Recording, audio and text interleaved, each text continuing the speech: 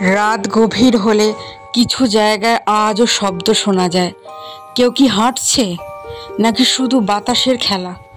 কিছু পরিত্যক্ত বাড়ি আছে যেগুলো শুধু ইট কাঠের গাঁথুনি নয়, সেখানে বাস করে গল্প, কান্না আর কিছু অজানা আতঙ্ক।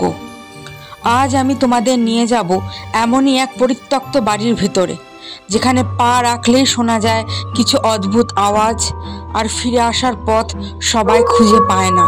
এই বাড়ির ইতিহাস অনেক পুরনো। প্রায় 50 বছর আগে এক ধনী জমিদার এখানে তার পরিবার নিয়ে থাকতেন। কিন্তু এক রাতে কিছু এমন ভয়ঙ্কর ঘটনা ঘটে যে সেই পরিবার আর কখনো দিনের আলো দেখেনি।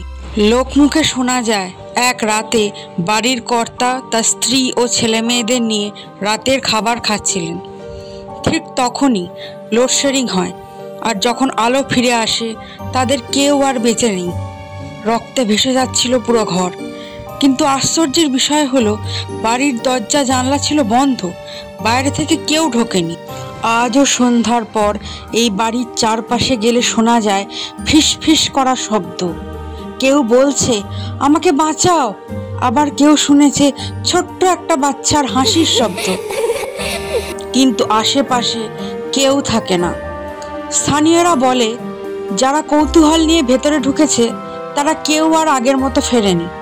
কিছুদিন পরেই তারা হয় পাগল হয়ে গেছে, না হয়।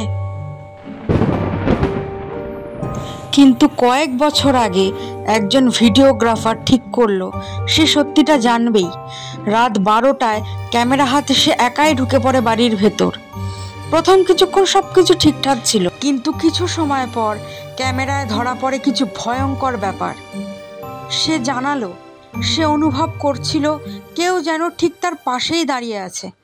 গায়ে ঠান্ডা শিহরণ, গলার কাছে চাপ।